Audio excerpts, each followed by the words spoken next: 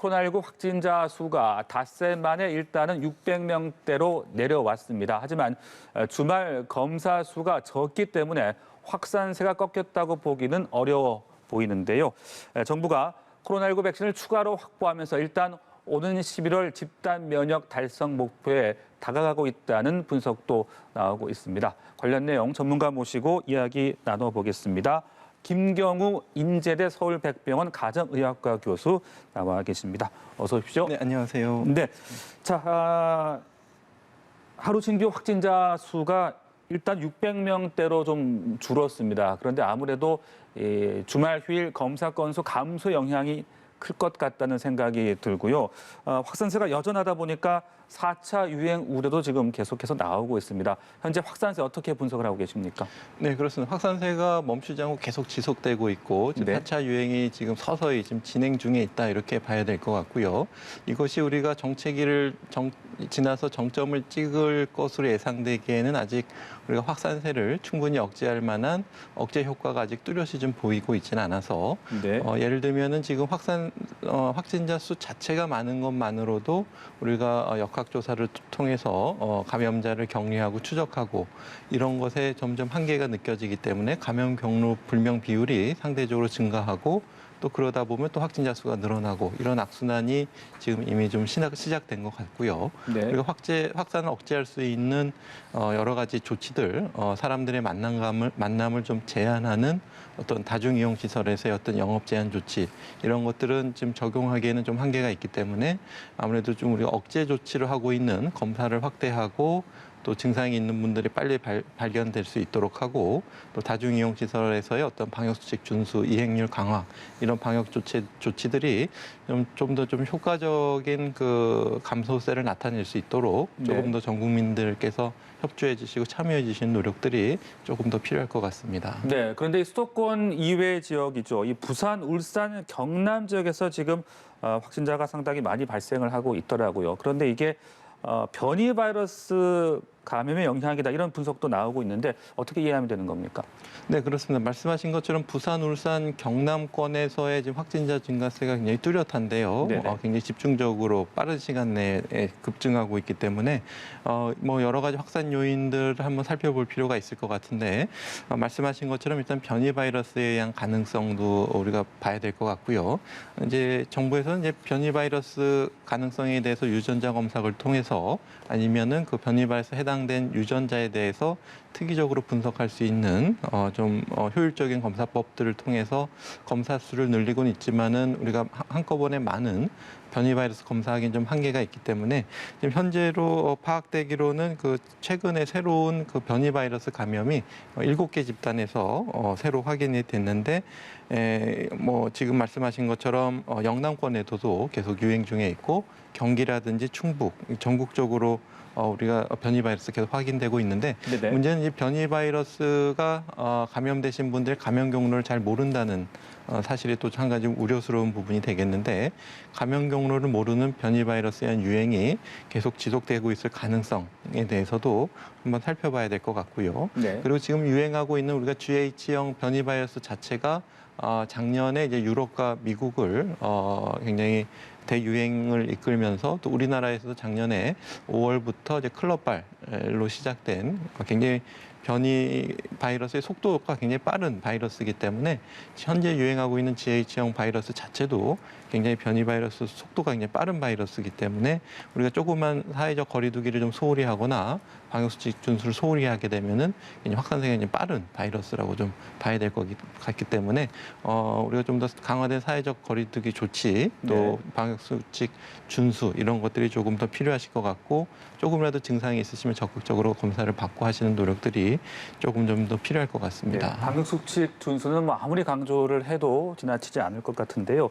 자, 이런 가운데 정부가 이제 내일부터입니다. 경상북도 인구 10만 명 이하 12개 군을 대상으로 이제 완화된 거리두기 개편안을 일단은 시범적으로 적용을 하잖아요. 그렇다면은 5인 이상 사적 모임 금지 조치가 이제 해제가 되게 되는데 이게 혹시나 또 좀 긴장의 끈을 좀 느슨하게 할 수 있는 그런 메시지가 되지 않을까 걱정을 하는 분들도 계시고 일단은 시범 적용을 좀 해보고 또 상황을 보자 이런 이야기들도 나오고 있습니다. 어떻게 좀 판단하고 계십니까?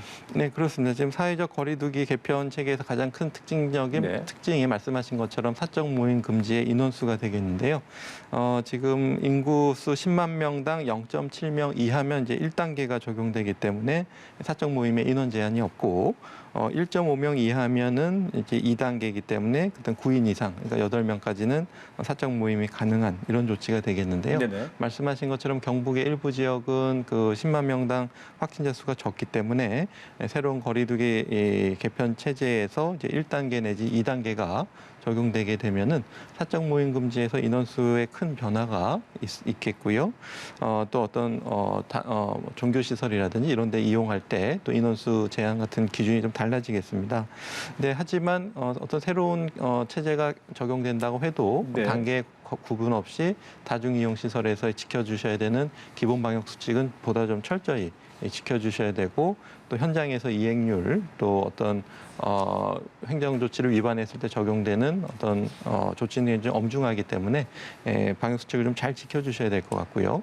이제 말씀하신 것처럼 전국적인 확산세가 유행되는 시점에서 이제 일부 지역에 어떤 완화된 지금 거리두기가 적용됐을 때 해당 지역에서 확진자가 증가할 가능성은 뭐 충분히 좀 있을 가능성이 있기 때문에 네. 이제 일부 시군구에서는 아무래도 좀 해당 지역에서 좀 방역 수칙을 철저히 지켜주시고 또 외부에서 유입되는 가능성에 대해서 요즘은 좀 이렇게 최근 들어서는 좀 가급적이면은 어떤 그 이동량을 좀 줄이시고 네. 만남이나 사적인 접촉을 좀 최대한 줄이셔서 외부 유행이 해당 지역에 유입되지 않도록 하시는 노력들이 좀 필요하시겠고 해당 지역에서는 좀 확진자가 적을 때는 좀 조기 인지하고 빨리 역학조사를 해서 찾아내고 방역수칙을 좀 철저히 지키시는 노력들이 우리가 사회적 거리두기 개편안이 어떻게 잘 적용될지 좀 시범적으로 적용되는 부분이라서 좀 성공적으로 좀 좋은 결과가 있기를 좀 희망해 보겠습니다. 네, 알겠습니다. 그리고 저희가 앞서 리포트를 통해서 전해드렸는데요. 화이자 백신 2천만 명분을 추가로 확보를 했습니다. 이제 이에 따라서 도입이 확정된 백신은 총 9,900만 명분이 됐는데요.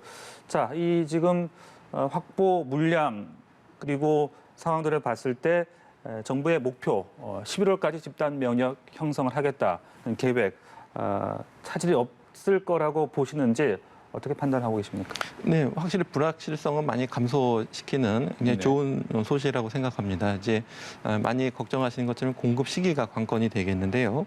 근데 특히 화이자 백신을 추가로 확보했다는 것은 일단은 잘 알려진 것처럼 소아청소년 대상으로 그리고 임신부를 대상으로 적용된 코로나19 백신이 아직은 거의 많지 않기 때문에 화이자가 먼저 좀 선제적으로 이런 집단에 대한 효과성과 안전성을 검증해 나가고 있기 때문에 우리가 화이자 백신을 추가적으로 도입하게 되면은 소아청소년, 중고등생부터 시작해서 초등학생까지 접종을 확대할 수 있는 가능성이 많아지겠고요.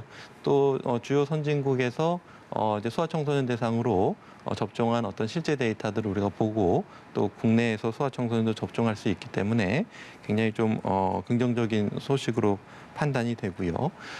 또 이제 어떻게 보면은 하지만 그 다른 백신에 의한 다른 백신을 좀 추가적으로 확보하는 노력들도 같이 병행해야 될 것 같고요. 네네. 또 이제 그러기 위해서는 우리가 현재 사용하고 있는 아스트라제네카 백신 같은 경우에도 지금 소아청소년에 대해서는 좀 어떤 효과성과 안전성에 대해서 검증하기 좀 어려운 상황이기 때문에 일단은 우리가 이제 집단 면역 완성해서 소아청소년이라든지 임신부 분들이 예방접종에 참여할 수 있고 우리가 3차 부스터샷이라든가 아니면 변이 바이러스에 맞는 추가적인 백신이 나왔을 때 좀 적응하기 좀 유리한 면에서 이번에 추가적인 확보 소식은 매우 긍정적이라고 판단이 됩니다. 네, 이렇게 계약을 하는 것은 물론 좋습니다만 이게 실제로 이제 백신 공급이 잘 올까? 이제 이 부분도 상당히 우리가 유의를 해야 되지 않겠습니까? 지금 일부 백신들은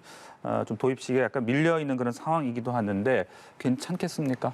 예, 맞습니다. 불확실성은 항상 있습니다. 네. 화이자 백신도 현재 나온 백신들 중에서 가장 효과가 좋고 안전성이 좋은 걸로 알려져 있지만 또 알려지지 않은 이상 반응이 드물게 또 보고가 될 수가 있기 때문에 또 이제 영국 쪽에서는 이제 mRNA 백신에서도 특이 혈전증이 생길 수 있다라는 자료들을 좀 조심스럽게 내고 있어서 우리가 좀 관심 있게 봐야 되기 때문에 네. 언제든지 또 불확실성은 항상 남아 있고요. 그렇기 때문에 우리가 이제 추가적으로 확보할 수 있는 백신들에 대해서도 계속 준비를 별도로 진행을 해야 될 것 같은데 이제 말씀하신 것처럼 이제 추가적으로 도입될 모더나라든지 노바백스 같은 백신 같은 것에 이제 기대가 많은데 모더나 같은 경우에는 지금 조금 도입이 좀 늦춰질 것 같고요. 또 노바백스 같은 경우에도 임상 시험이 이제 성공적으로 생각이 되고 또 이제 유럽의약품청에서는 벌써 이제 리뷰를 시작을 했는데 만에 또 이제 불확실한 변수 때문에 노바백스의 어떤 승인과 도입에 좀 차질이 있을 적은 가능성에 대해서도 좀 충분히 준비를 해야 될 것 같고요. 네. 또 지금 3상 임상 시험이 진행되는 백신들이 이제 23개 정도가 알려져 있는데 그 중에서 한 두세 개 정도는 이미 어떤 효과성과 안전성에 대해서 검토를 하고 있는 백신도 있고 또 이제 주요 제약사에서 생산을 준비하는 백신도 있기 때문에 우리가 그런 백신에 대해서도 계속 좀 사전에 조사하고 도입 가능성에 대해서 또 어떤 추가적인 빨리 들여올 수 있는 부분에 대해서도 네. 계속적인 노력을 좀 병행해야 될 것 같습니다. 네, 부작용 부분도 함께 말씀을 해주셨는데 어제 보니까 또 미국에서는 사용을 중지했던 얀센 백신에 대해서 사용 재개를 이제 권고를 했더라고요. 그러니까 어떤 그런 부작용보다는 이익이 더 크다 이제 이렇게 판단을 했던데 그런 부분들은 어떻게 저희가 보면 되겠습니까? 네, 그렇습니다. 지금 물론 이제 어떤 이상 반응의 위험성이 크다면 네. 당연히 이제 사용 중지하는 것이 많은데 이상 반응에 대한 어떤 위험성이 있지만 이득이 훨씬 크다라고 판단했을 때는 적극적으로 사용을 해야 될 것 같고 또 우리가 드물지만 일어날 수 있는 이상 반응에 대해서도 우리가 미리 철저히 준비를 하고 적절한 치료를 한다면 잘 치료가 될 수가 있기 때문에 이상 반응에 대해서도 충분한 대비를 하면서 네. 이 얀센 백신의 장점을 살려서 접종을 하는 것에 대해서는 뭐 전 세계적으로 유럽도 그렇고 미국에서도 그렇고 이제 합리적이고 과학적인 판단이라고 생각이 됩니다. 네.